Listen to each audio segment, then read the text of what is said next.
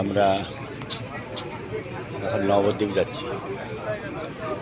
মায়াপুরের থেকে স্পিড বোটে করে এখন নবদ্বীপে যাব। আজকে তারিখ 7ই জুলাই 2024। এই যে আমাদের ফেরিঘাট বোট, সামনে আমি আছি।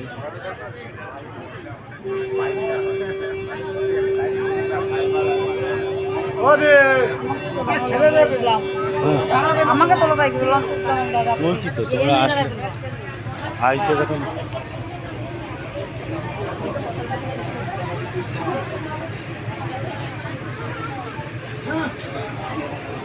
আরেকজন কই ওই তোলায় বসে। এই আমরা লঞ্চে উঠলাম, এখন কোথায় যাচ্ছি?